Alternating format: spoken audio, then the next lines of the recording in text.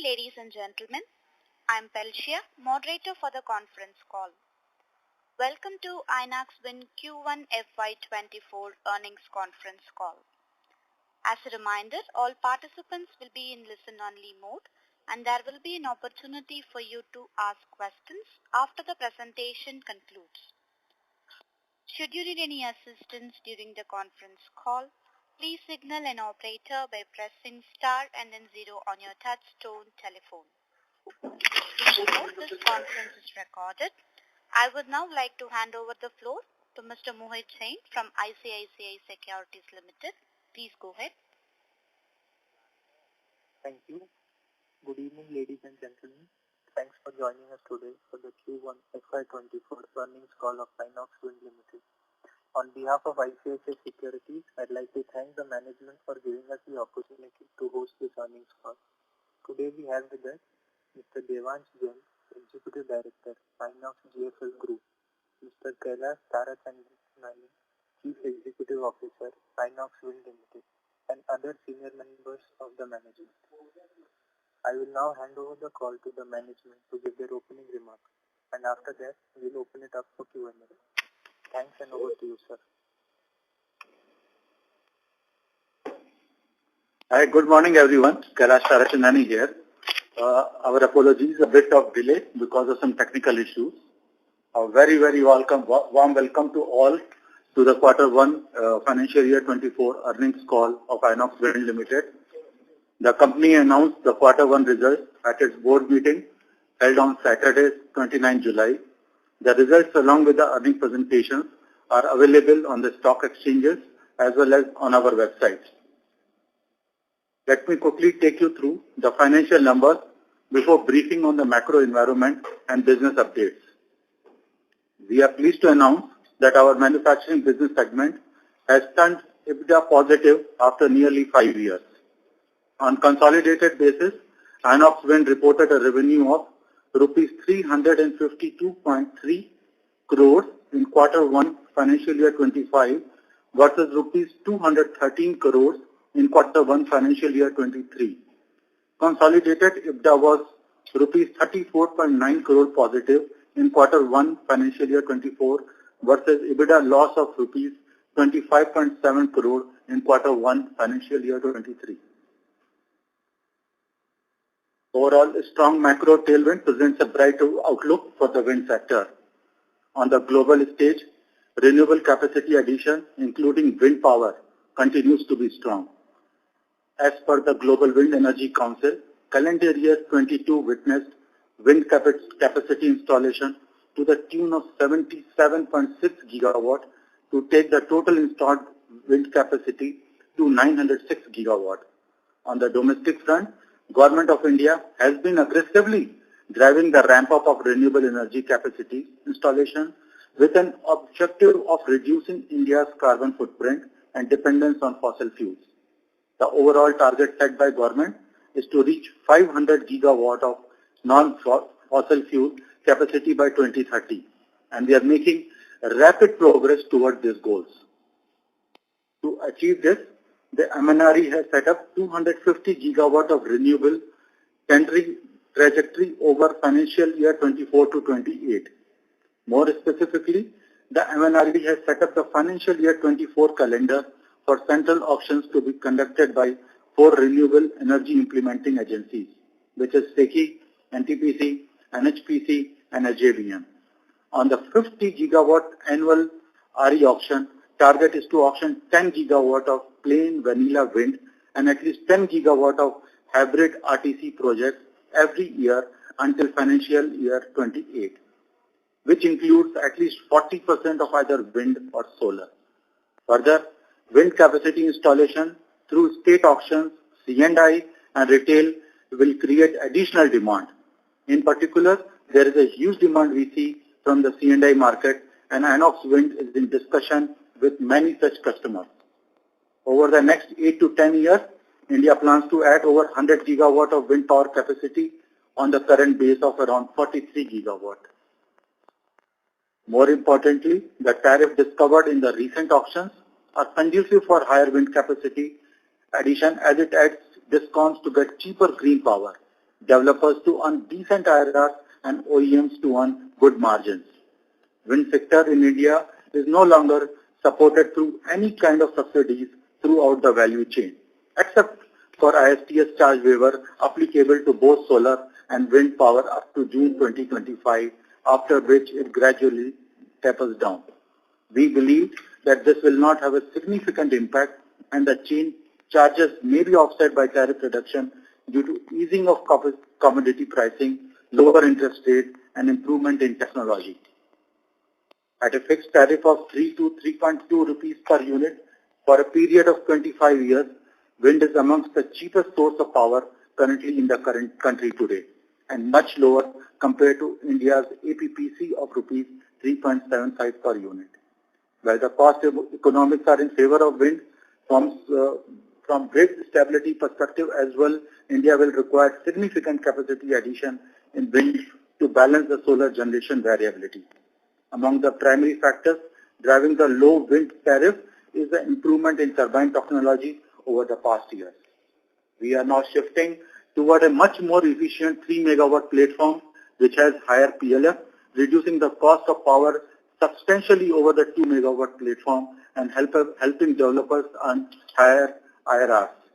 Inox Wind is also witnessing huge interest for our 3 megawatt WTG platform across PSU, IPP, retail, and C&I customers. There are several such opportunities being discussed and at various stages of finalization. I'll discuss some of the developments at Inox Wind over the past quarters. Inox Wind has started its journey towards profitability by being EBITDA positive in Q1 financial year 24 at both the standalone and consolidated levels. Our financial performance will continue to improve going ahead, backed by our strong order book, our strong balance sheet, lean cost structure, and favorable macros. It gives me immense pleasure to inform you that we have received a type certification for our 3 megawatt wind turbine from TUV Sud, a leading global certification body based in Germany. The state-of-the-art 3 megawatt turbine with a booster capacity of up to 3.3 megawatt has been developed with globally renowned AMSC as our technology partner and designed especially for Indian wind conditions. We believe it will provide significant growth opportunities for us. We will commence serial supplies from next quarter, Q3, financial year 24 onwards. During the quarter, we have also announced the merger of Inox Wind Energy Limited, the holding company of Inox Wind, into Inox Wind. The merger simplifies and streamlines the structure of our wind energy business segment, and we believe that the swap ratio approved by the board is in the interest of minority shareholders of both the companies. We expect the merger to conclude within the current financial year, subject to various regulatory approvals. Our robust net order book of 1,327 megawatt gives us execution visibility over financial year 24 and 25. In Q1, we have won 2 more orders, follow-up orders of another additional 150 megawatt from NTPC and a 100 megawatt order from AB Energia Renewables. While there are significant order intake opportunities, we'll be pacing our order intake, focusing on 3 primary aspects. Number 1, profitability. Number 2, de-risking our supply chains. And third, ease of execution. On the execution front, NTPC first and second phase of 150 megawatt and 200 megawatt, as well as other retail orders, are in full swing. Our O&M subsidiary, Inox Green Energy Services Limited, has delivered another successful quarter of operation with continued healthy margins. We believe that Inox Green IGCL is progressing well in its journey towards doubling its wind turbine O&M portfolio over the next 3 years, as committed at the time of its IPO. With a strong and complete support of the promoters, strengthened operations, projected strong cash flows, strategic actions, and relationship with customers, Inox Wind is on the path towards becoming a net debt zero company in the near future. We believe that our growth journey will create value for all our stakeholders. I would now like to hand over the floor to Mr. Devansh Jain for his remarks, post which we will question and answers.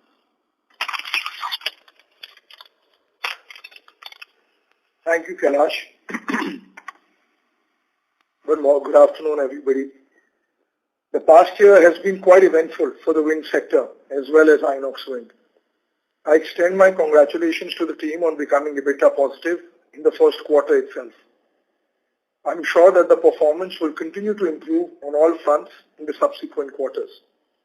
I believe both the macros and the micros are finally aligned with the tendering trajectory in place, huge demand from the C&I and retail customers, cost economics favoring wind power, and the various strategic initiatives undertaken by Inox Wind over the past year, which includes capital infusion, type certification for our 3.3 megawatt turbine, approval of the merger of the holding company IWEL with IWL, execution of a strong order book, and a strong balance sheet which we continue to strengthen as we move forward. IWL is now strongly positioned to create value for all our stakeholders over the course of FY24 and beyond. With this, I would now like to open up the floor for Q&As. With me, we have Kailash and other members of the team. Thank you, sir. Ladies and gentlemen, we will now begin the question and answer session. If you have a question, please press star and 1 on your telephone keypad and wait for your turn to ask the question. If you would like to withdraw your request, you may do so by pressing star and 1 again.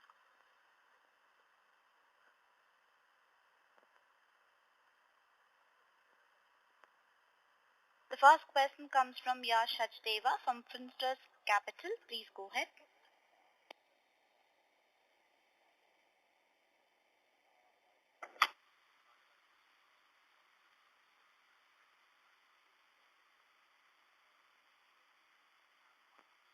I repeat, the first question comes from Yash Sachdeva from Finsters Capital. Please go ahead.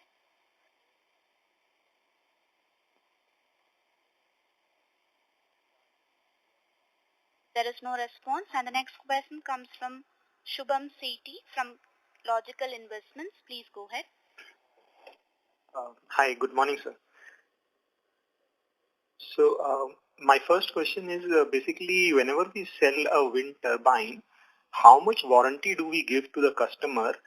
And during the initial, like let's say it's a 1 or 2 year warranty, during that period, so like Inox Green, does it get any revenue from Inox Wind or from the customer for the maintenance of the wind turbine? I thank you for your question. So typically we give a warranty for 2 years, and in the free O&M period, as we call it, which is also 2 years of free O&M period, we don't get any revenue at the Inox Green level. However, year 3 onwards, for example, we start getting the revenue. Having said that, that's the cost which Inox Green technically bears in terms of doing O&M for the first 2 years to ensure it gets the right to charge revenues for the next 8 to 25 years, depending on what the contract period is. Okay, understood. So another question I had was, have we received any order for the 3.3 megawatt wind turbine, or anything is expected in next few months? Another thing is what is the price difference per megawatt for the 2 megawatt turbine and the 3 megawatt turbine? So I think it is 6 to 7 crore for the 2 megawatt version. So is this one expensive? Thanks, Shubham. I think just to answer your first part of the question, yes, we have already received 3.3 megawatt orders. We have received, as announced, NTPC 150 megawatt for 3.3 megawatt. And also we received another AB Energy order, which is again with 100 megawatt, which is again with 3.3 megawatt. We also have few numbers of retail orders from 3.3 megawatt and further in advanced stage of discussion. Just to add to it, obviously we've just launched the turbine and we're in discussions with multiple customers, and I think they have a very sizable order book at this point in time. So I think, as Kailash also mentioned, we'll be pacing out our order intake. We have a fairly strong visibility, and I think we'll be pacing that out, driven by profitability, ease of execution, and de-risking our supply chain. Okay, understood. So what is the, like, I also wanted to know about the, like, what is the per megawatt cost for the for the 3.3 megawatt?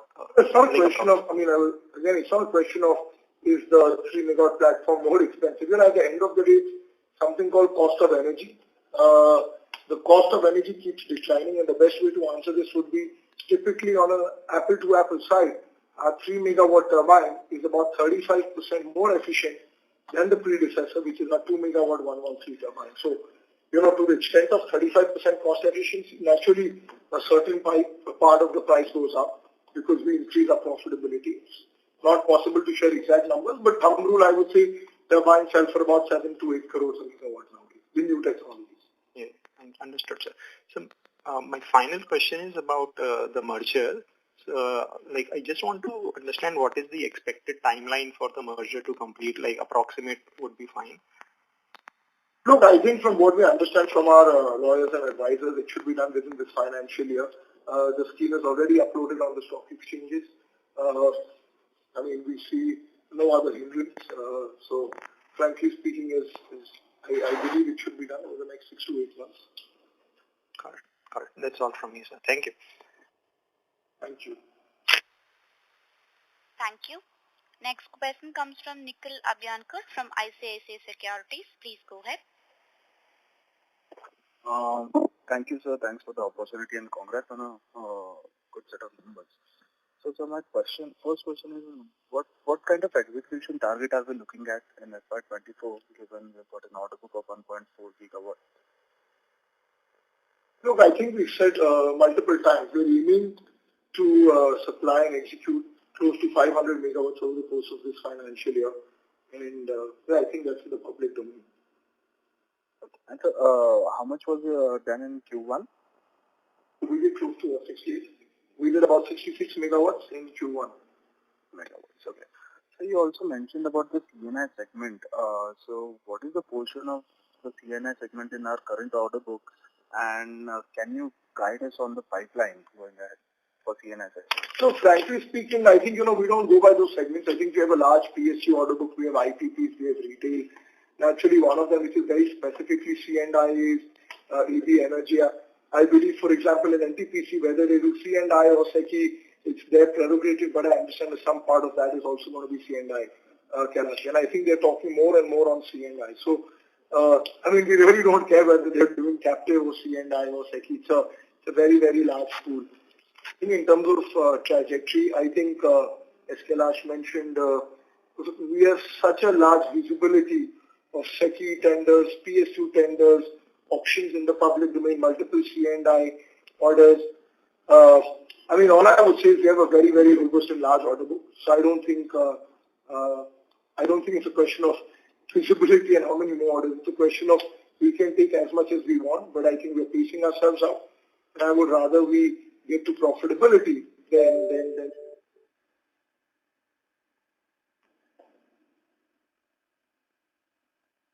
Understood. And sir, just a final question. So what is the status of our working capital and our relationship with the banks given our troubled times in the recent past? No, I think that's a very interesting question. I think what is very important, I think we have very, very strong relationships across banks. What is very important to note is that we're the only OEM who survived 5 years of pain without a single rupee of haircut to any vendor, to any creditor. The promoters have backed the company, the group has backed the company. So I think we enjoy very, very strong relationships with banks, not just at the group level, but also at Inox Wind level. And as we're ramping up, all the banks are supporting us more and more with non-fund-based facilities, because increasingly we need only non-fund-based facilities as we're moving up. So it's a very, very pertinent question. And I think that differentiates us from a lot of other competitors in the Indian market. Understood, sir. Thank you. I'll join back in the queue. Thank you. Thank you. Next question comes from CA Arun Marathi from Sublab Research. Please go ahead. Yeah, am I audible, sir? Yeah. Yeah, thanks for the opportunity, sir. Sir, I would like to know that when the 3.3 megawatt turbine we will like to deliver, the expected timeline? Yeah, as said in my opening statement, we will start delivering from the next quarter, which is quarter 3 onwards to the market. Okay, okay. And do we face any impact of the Biparjoy in Gujarat? What? Sorry? That cyclone Biparjoy which came in last... No. We've had no impact. We haven't. Okay, thanks a lot, sir. And my last question is on the O&M business. That in our presentation we are saying that we are looking for some inactive and stressed players to take that O&M business. So have we did that in this quarter? No, I mean, we're seeing that's part of our growth strategy. We've already acquired one of the players called iFox. And we continue to negotiate with multiple players for potential acquisition targets. Okay, okay. And my last one is that, sir, at what time we expect that we will be a debt-free company? I think we said over the next 12 to 15 months, our aim is to make it a net debt-free company. And I think we're very, very comfortable at where we are. I think we have a strong balance sheet. But certainly what we've set out is over the next 12 odd months, we aim to become net debt-free. And I think we're well on track. Given some of the strategic actions, our operating cash flows, our asset monetization plan, I think we should be able to achieve that well within the timelines. Okay, okay. That's it from my side. Thank you very much. I will be in touch. Thank you. Thank you. Ladies and gentlemen, if you have any question, please press star and 1 on your telephone keypad.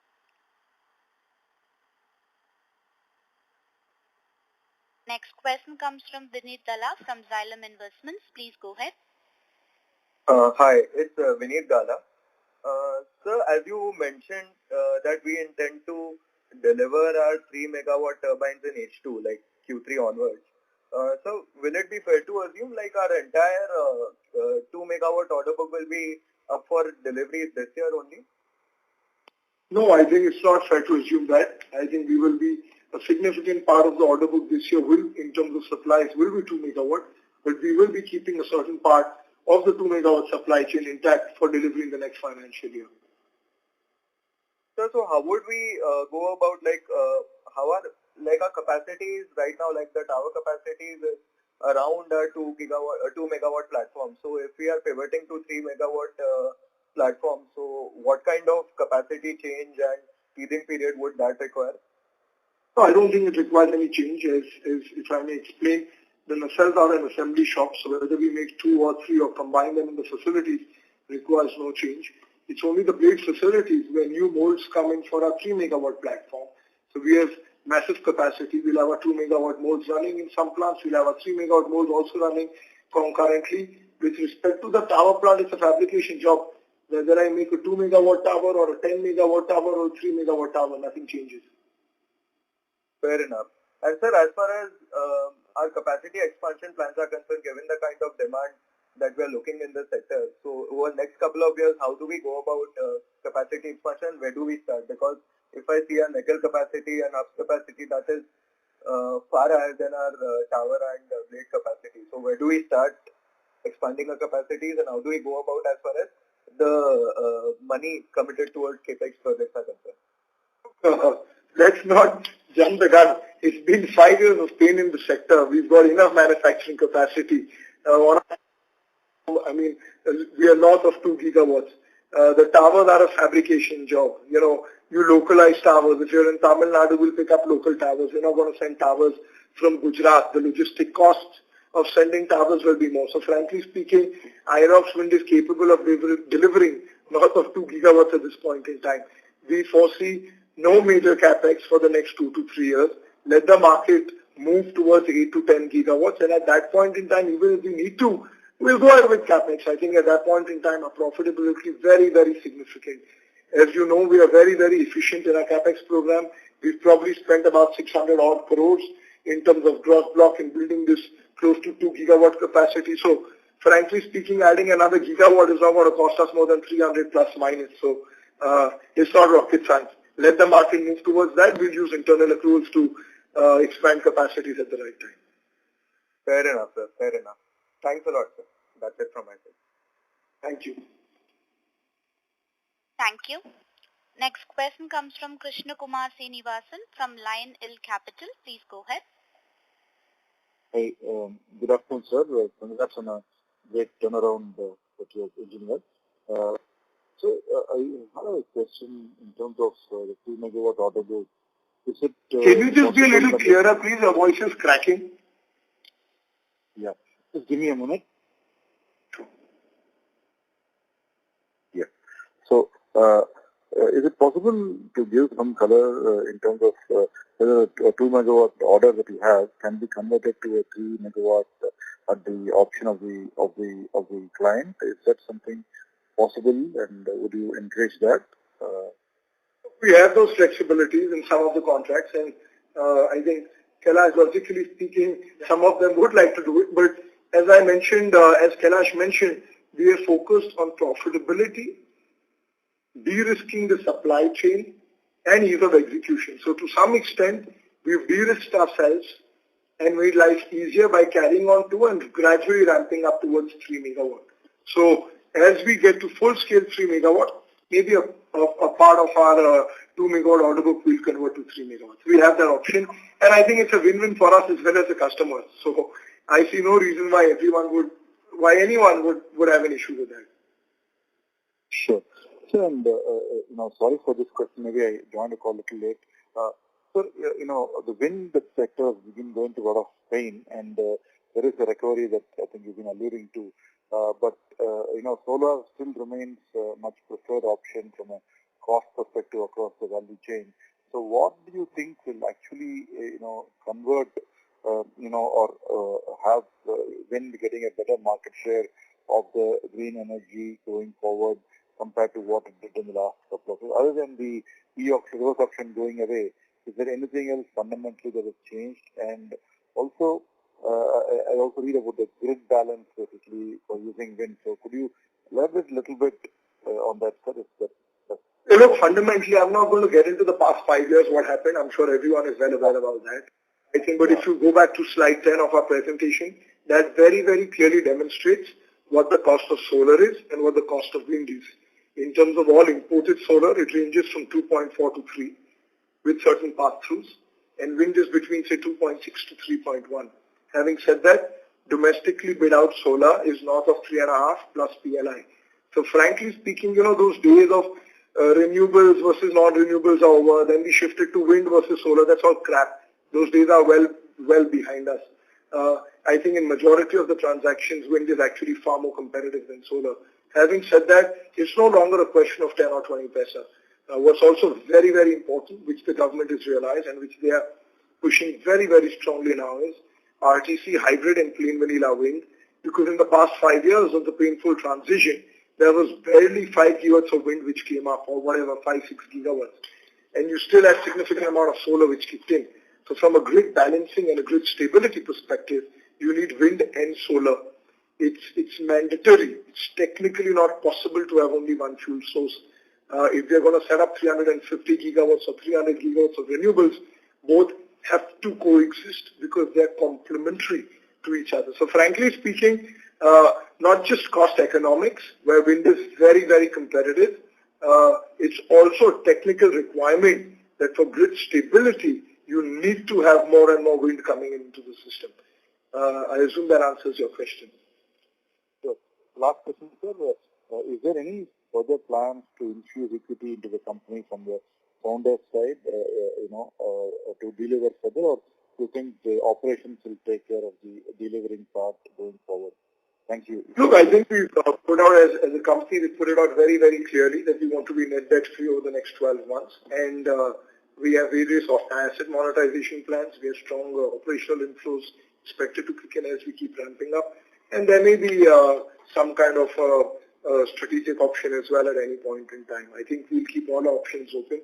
We're very clear. We want to be net debt free. We want to have, as we scale up, we don't want to have any discussions around that. So we have all options open. I think we have very, very strong promoter holding in the company. We have very strong skin in the game from the promoters. But let's see. We'll keep all options open. Thank you. Thank you. Thank you. Next question comes from Rishikesh Oza from Robo Capital. Please go ahead. Yeah, thanks for the opportunity. Hi, so the first question is with respect to the execution front. Do we see any impact on execution in Q2 due to rains? Naturally, to some extent, Q2 is a little slower compared to Q1, but I think we're on a ramp-up mode. And frankly speaking, compared to Q1, I would tend to think every quarter should get better and better. But naturally, in a normalized year, Q2 is always going to be a little slower than Q1 because of monsoons. Okay, so with respect to the, our the execution indication that will be executing 500 megawatts this year, so major portion of execution should start from H2 onwards, Q3 onwards, right? I think as I mentioned, we're ramping up quarter on quarter. Kailash mentioned that as well. Every quarter should be better than the previous quarter. And we're aiming for 500 megawatts this year. That's our goal. That's our target. And I think that's a 7x virtual multiplier with respect to what we did last year. So I think it's a significant jump. Quarter on quarter, we should keep improving, but I won't get into the specifics of every quarter. But yes, I think every quarter should be better than the previous quarter. Okay. And so with respect to the interest cost, what would be the interest cost for FY24? How do we, look, I think, give us a second.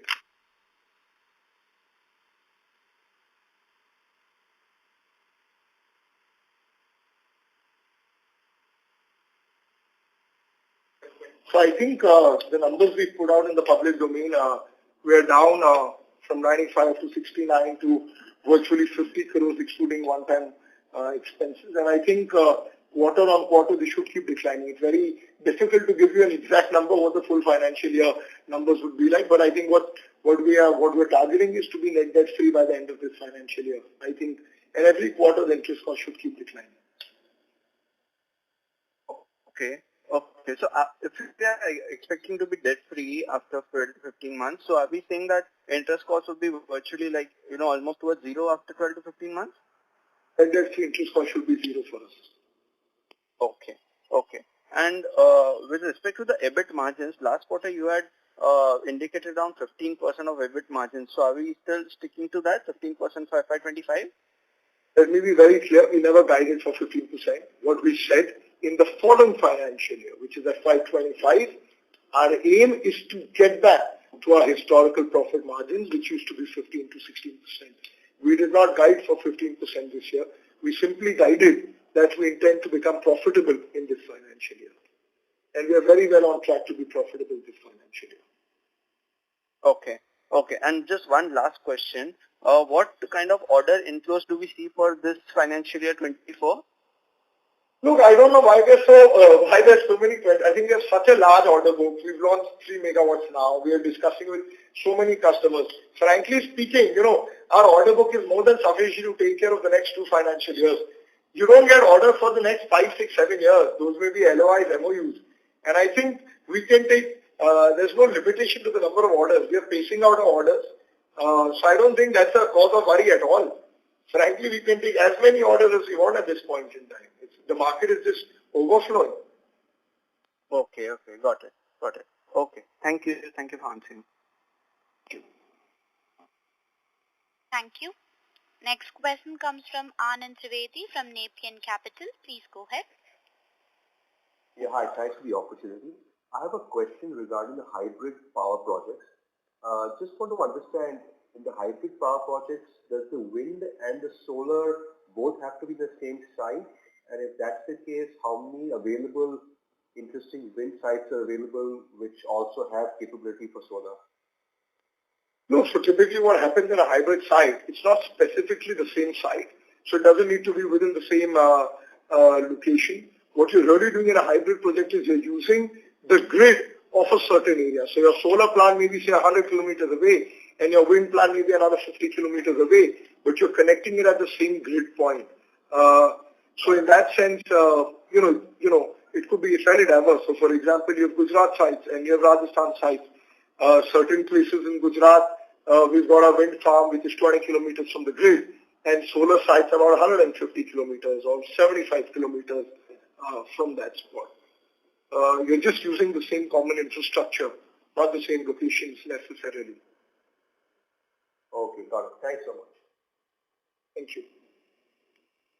Thank you. Next question comes from Amish Kanani from JM Financial PMS. Please go ahead. Yeah, hi sir. Congrats on a good set of numbers. I understand, we booked for 15 to 18 months, and based on the historic, experience, very long orders, because it will also give us some risks in terms of hedging and all. So that I understand. But if you can give us some sense of, what is the sweet spot as of now in terms of, inquiry? How big is this inquiry, and, whether we'll be kind of taking our market share there, some sense there in terms of, where the sweet spot, because I see our order book, we have SECI and TPC and Adani, which looks like a large customers in terms of order. So, how are we, at margin retail versus C&I versus, these large companies? Look, frankly speaking, this is not about C&I versus SECI versus NTPC. Frankly, as a company, we are driven by certain pricing and certain profit goals. Now, whether you use it for captive, whether you use it for C&I or SECI, we're frankly indifferent to that, number one. Having said that, I think we've been focusing more on PSUs because we believe they are far more stable. As the transition was coming to an end in the sector, we wanted to be absolutely secure rather than betting too much on IPPs and so on and so forth. That does not mean we don't take them. I think we've taken a very, very large chunk of, PSU orders from NTPC, which probably is the strongest player in the Indian market compared to any other private sector corporate. And as we are moving forward, we're now diversifying to more and more private sector, to more and more PSUs. I mean, Kailash, please add, but what I understand, there are almost 1.5 gigawatts of PSU visibility in the next 6 to 9 months, which we potentially will participate in. We're talking for more than 2 gigawatts of IPPs at this point in time. The retail orders are something which keep coming in on a quarterly basis. But having said that, here's such a large order. Like I said, there is no doubt for us to take orders. We are ramping up. We will pace it out. The next 10 years are very, very strong for the sector, potentially more than 10 years. So it's not a 1-year story or a 2-year story ki bhaiya bhago sara maan ek saal mein utha lo and then game is over. This is a 10-year story. Yeah. So I think, Kailash, anything else? No, I think the market is buoyant, as all of us know. The options after options are coming from SECI side. There are a lot of discussions happening with, as I said, as Devansh said, that, under 1 gigawatt plus tenders I see from PSU alone over next 3 to 6 months to 9 months, that kind of timeline. And we will keep participating as over last couple of years we have built up the common infrastructure. We have those kind of capacities available along with and relationships along with major all customers. Apart from that, as the C&I market is very, very active right now, and a lot of people are trying to take advantage of interstate charges till they are 2025. The inquiries are huge, but as between me and Devansh said, we are just pacing the orders based on how I see the profitability, how I see the, in terms of execution ease. Otherwise, in my view, we don't have any challenge in terms of what I, from the execution point of view. So we'll continue to build up order book, and you guys will keep hearing news, months after one. Sure, sir. Sir, and second part of the question is, what will be our current gross debt and net cash on the book or net debt situation? And in that context, how are we kind of funding our working capital? You did say that, we don't need it and only funded will be required. So if you can give us some sense of what is the, how is the customer advances versus, situation on the working capital is. 31st March, our net debt was broadly about 1,250 odd crores. I think we're fairly comfortable. I think that we have announced that over the next 12 odd months, we want to be net debt free. I think we have an asset monetization plan. We have strong inflows from operations as we ramp up over Q2, Q3, Q4. And there could be some other avenues where we may raise capital to get to a net debt free position. So that's number one. Having said that, naturally we're in a ramp up mode after 5 years. We've readied our supply chain, as we've said. We've had to give advances for various things because actually for many of our suppliers after 5 years, they're carrying inventory and they know that we've picked up everything. We've not defaulted on anything. But for them to carry larger inventory after this 5 years of pain, some of them requested for support. and gradually they'll taper it off. So I think to that extent, we've used some part of inflows and advances and borrowings to give advances to our suppliers and vendors. And I think, but as we keep moving forward, I think we should have fairly significant free cash flows, number one.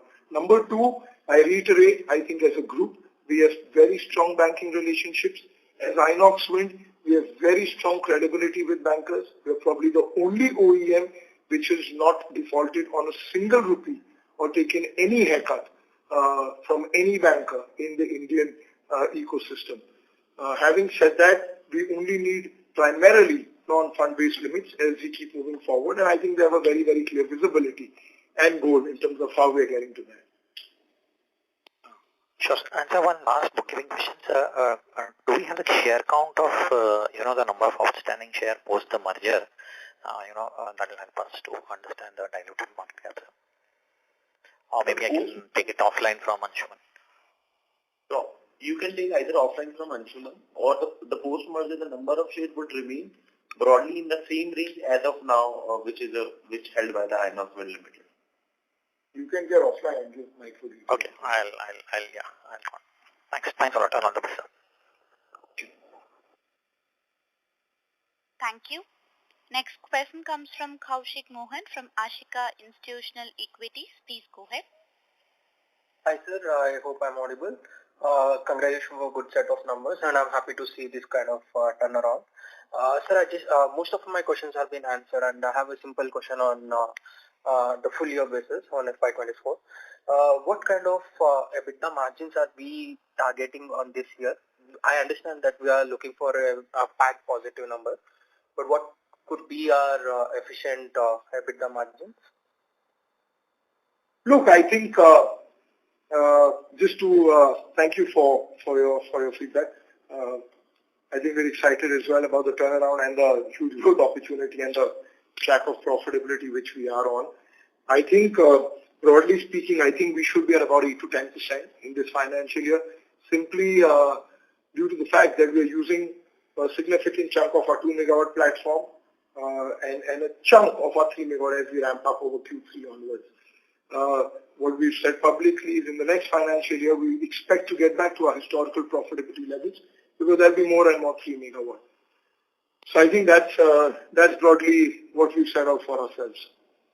Okay. Sir, I just want another question to be answered. This is on the, can I get price per unit what you are selling to your clients? Any ballpark? Sorry, can you repeat? Price per unit. No, I don't think we can share those numbers, but broadly, the 2 megawatt turbines go between 6 to 7 crores and the 3 megawatt turbines go between 7 to 8 crores. Okay, got it, sir.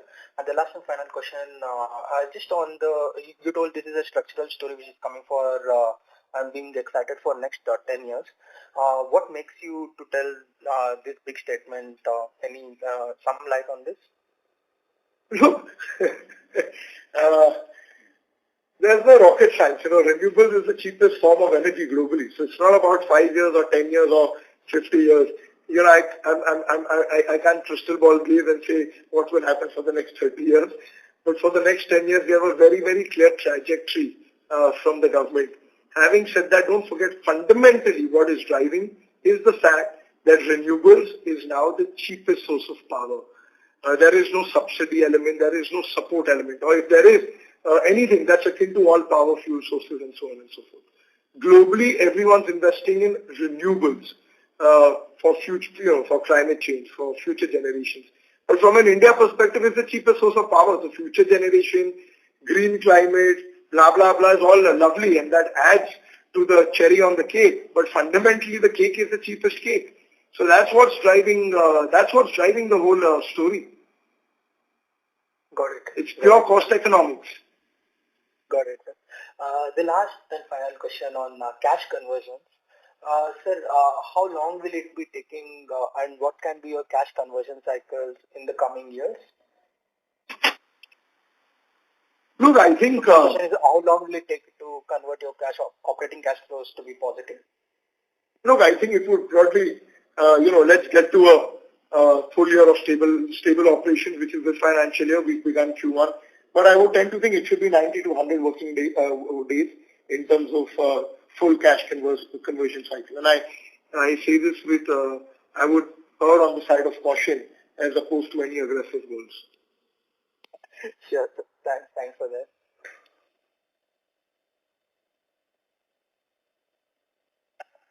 Thank you. Next question comes from Vikram Sharma from Nivas Vele. Please go ahead. Hi, sir. Thanks for the opportunity. Sir, I wanted to understand, like, what is total fixed cost for the Inox Wind Limited, and what is, like, what kind of contribution we generate per megawatt? So, I wanted to understand, like, this year we planning 500 megawatt. If we go from 500 megawatt to 1 gigawatt, then what kind of operating leverage we can get? So broadly at a Inox Wind console level, our fixed cost is around 130 or CR. What we believe is that our O&M EBITDA would generate more than that. So in that sense, our break-even is negative. As far as the manufacturing business is concerned, we cannot give any numbers in specific, but we are the most linear structure in the sector, and our break-even levels are much lower than the competitors in the market. Just to add to it, broadly speaking, given what our fixed costs are and what our O&M EBITDA is, it'll be, we'll be throwing up cash net of fixed costs. Of course, the caveat to that is being debt-free. Having said that, because we have interest costs, but as we mentioned over the course of this financial year, we intend to be net debt-free. Once we get there, frankly, our break-even is going to be negative. And sir, I also would like to know about our raw material procurement process, including the source of procurement. Like, what is our dependence on import and what is our we procure domestically? I think we have a very, very globalized supply chain. I think we have, from an Atmanirbhar perspective, we can source virtually everything in India, but keeping in mind cost economics, supply chain, ramp up, etc., etc. I think about 30-35% of our products are imported and about 65% is domesticated. But as I mentioned, we could potentially domesticate products up to 85%. And sir, what is our current finance cost? Like, if our current debt is approx 1200 crore, but if I compare with finance cost, which is approx 70 crore, so I wanted to understand why finance cost is very high if I compare to total debt. If you see our financial presentation, it talks about the fact that the Nani Virani numbers are beyond that, which generates far more capital, EBITDA in terms of what the interest is. We have one-time charges of about 11, so we're at about 50 crores. And that's also because various banks have absurd charges at this point in time, which are continuously being paid down. And hence, I think over the course, we've come down from virtually 100 crores to 50 crores in 2 quarters. I think that's, to be fair, I think the team has done a phenomenal job. And I think over the next 3 quarters, this should considerably keep coming down till it becomes zero. In the last, like, is it possible for you to break down and explain how we will achieve net debt zero in the next 12 to 15 months? Like, what is our current plan? No, I don't think we can share that. As I mentioned, we have 3 strategies. One is asset monetization. Second is strong operational cash flows. And third is we have various strategic options always available at our end. So between these 3, we should become net debt free. Okay, sir. Okay, sir. Thank you. All the best. Thank you.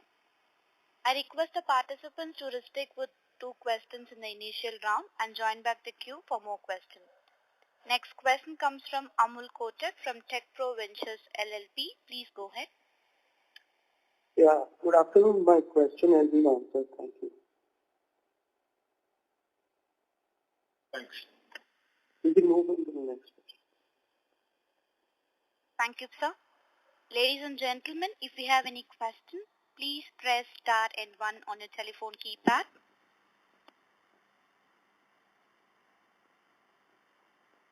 Next question comes from Mandar Sarvit from S Logic Investments. Please go ahead. Hello. Frankly, I don't have a question. Just wanted to say that as a shareholder, I'm very happy to see the progress finally after a pain period of so many years. So last 7 or 8 years since the IPO, most of that period was spent in a negative territory like loss making. And now I hope to see that next 7 to 8 years will be highly profitable going ahead. I just wanted to say I'm very happy to see this progress finally. Thank you. Thank you, Mandar. We appreciate your feedback, your comments, and your support. And God willing, I think the next 10 years should be phenomenal for us.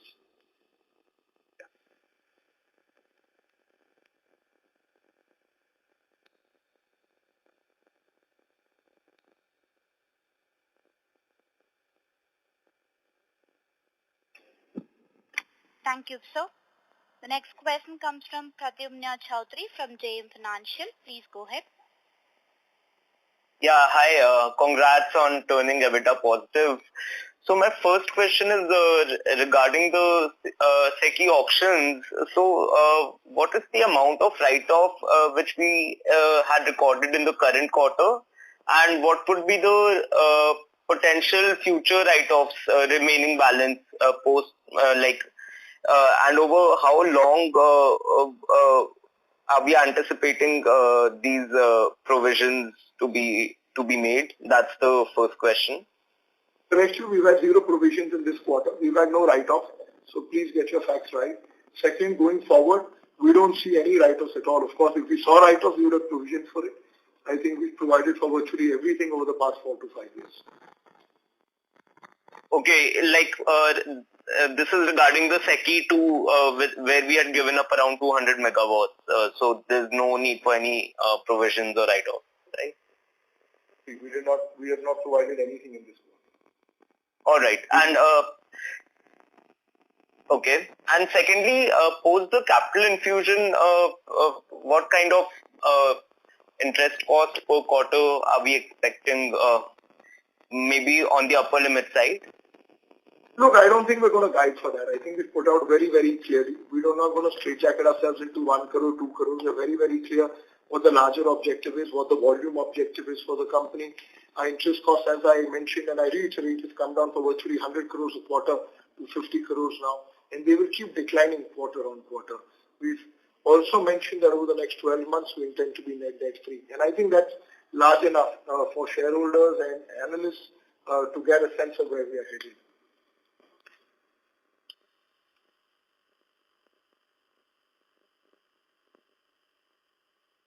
Thank you, sir.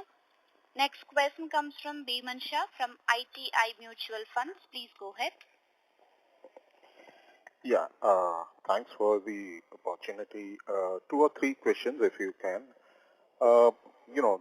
Structurally we have moved, even our competitor has, I believe, offering in the 3.3 megawatt machines. So can you enumerate, recently got to hear that in China they have already moved to 16 megawatts. Now, is there a possibility of some redundancy going forward, or you feel the market will take a reasonably long period of time before there is, move towards the higher megawatt machines, number 1. Number 2, in terms of O&M, how will that line of income move for us? Or is it that post the 2-year warranty period, it is our sister company which will take care of the O&M? So, or how is the O&M, kind of divided between us and our sister company? If you can just give us to understand that. And lastly, you mentioned that the incremental capex required would be very low, and also the replacement of some of the older machines also throws up a reasonably strong opportunity. How is the competitive intensity overall, if you can help us understand that? Look, I'll try and answer some of your questions. Kailash, please jump in where relevant. First and foremost, with respect to 16 megawatt turbines, or higher multi-megawatt turbines, from an Indian context, I think for the next several years, 3 megawatt platforms plus minus are going to be the mainstay. Simply because we have low wind sites, the cost of energy is what is most relevant. So for example, we are launching a R3.3 with 146 rotor diameter. You could do 150, you could do 160, but logistically you cannot transport them. So for the cost of energy to decline, if I was to move to say a 5 megawatt platform, I need a rotor diameter which would be more than 160. And that's not possible. I mean, you could have 2 or 3 sites or just set up a shed locally for 2-3 sites for 1-2 gigawatts, but that's about it. So fundamentally, I believe for the next several years, the 3 megawatt platform will be the mainstay for the Indian market. I mean, 10 years down the line. And there is, sorry for the interjection, is there a chance of the efficiency of these machines to move up as you also, kind of increase the nasal height? Is that a possibility? So I will just come. So with respect to the blades, that's point number one. Now, 10 years down the line or several years down the line, you may have segmented blades, which means blades and parts which can be joined. There have been developments towards it, but it's not commercially proven or commercially deployed globally. Once that happens, then potentially a big revolution would be larger, blades being joined on sites and parts. But once that happens, then you can use smaller megawattage turbines. You still don't need to go higher because you put a 200-meter blade on a 2 megawatt or a 3 megawatt platform. With respect to going higher, that's a fairly normal job. That depends on the air density. So you could go to 100, 120, 160, 200, 300. At the end of the day, it's a question of what the air density is, what the incremental generation is, which is the cost of going higher in terms of making the cupola tower. I think, broadly speaking, 120 is a range we believe is primarily optimal for the Indian market. But yes, you have certain areas where you could even go 160. Wow. So that's point number one. Point number two, in terms of our relationship with the sister company and so on and so forth, it's pretty straightforward. Whenever Inox Wind sells a turbine, there's a back-to-back agreement for O&M, which is signed by Inox Wind with the customer. And barring the 2 years of free O&M, which is taken care of, the warranty is taken care of by Inox Wind actually. The 2 years of free O&M services is taken care of by Inox Wind, and thereafter it has the right to make revenues for the next 18 to 25 years, 8 to 25 years, depending on what the O&M contract period is. And that's how this relationship will keep functioning. With respect to your third question, no, I didn't talk much about repowering. It's an opportunity, but I don't believe much in that. Various competitors may be talking about that, but globally the repowering market is sub 150 megawatts out of 110 gigawatt global market. We would rather spend our energies building 500 megawatt sites, 1000 megawatt sites, as opposed to uprooting 20 turbines of 200 kilowatts and putting up 1 or 2 turbines. Sure, if people want to do it, we are happy to supply turbines, but that's not our focus, point number one. With respect to the competitive intensity, look, how I would answer it, the market is getting larger and larger, so there's space for competitors. Having said that, there has been such tremendous consolidation in the past 5 years. We've seen almost 30 odd players go bust. Of the 5 odd key players who used to operate in 15, 16, 17, 2 have gone bust. Of course, we have 1 or 2 domestic players who've come back, some of us with restructuring, some of us with promoter infusion and so on and so forth. And I think keeping that in mind, I think everyone is focused on profitability. But I think what probably differentiates us is we have the highest promoter holding. We have very strong group backing. We have very strong banking relationships. And I think we have the leanest cost structure in the sector. And I think that bodes very, very well for us as we move forward. We are running a marathon for the next 10 years. We are not doing a sprint. So it's not about jumping one quarter or suddenly maximizing 31st March. The next 10 years, as I mentioned, possibly way beyond 10 years, are a golden period for the sector. And I think we are primely positioned to be leaders profitability-wise in this sector as we keep moving forward.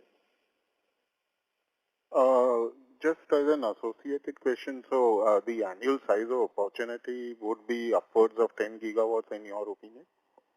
26 onwards, yes. Okay. FY2026 onwards.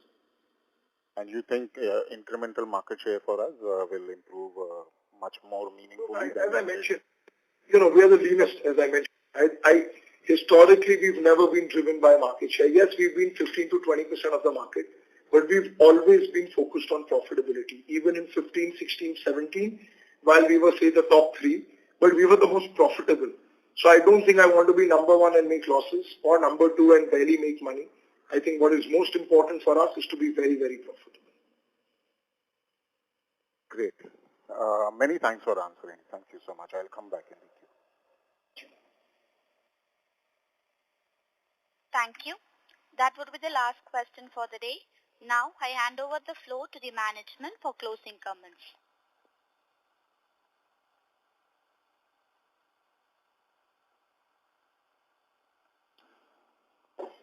Thank you, everybody. Thank you for your interest in the company. I would just like to thank you all for your interest in the company. It was encouraging to hear many people's comments. We appreciate everybody's feedback. I think I would also like to congratulate the management again. I think they've done a phenomenal job of weathering through the storm of these 5 years. We are very, very excited. We are very, very bullish about the opportunities. We are prepping ourselves for the next 10 years of running this marathon.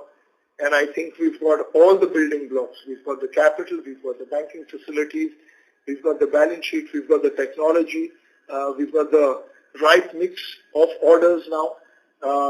So I think we're very, very excited about the opportunities ahead of us, both at the wind level and our O&M company. And I think we should keep seeing upwards movements in terms of profitability, in terms of revenues, quarter on quarter, as we keep moving forward. Thank you and look forward to chatting with you guys in the next quarter. Thanks. Thanks, everyone. Thank you, sir. Ladies and gentlemen, this concludes your conference for today. Thank you for your participation and for using Doorsabha's conference call service. You may disconnect your lines now. Thank you and have a good day. Please subscribe and press the bell icon to never miss another update. Please like,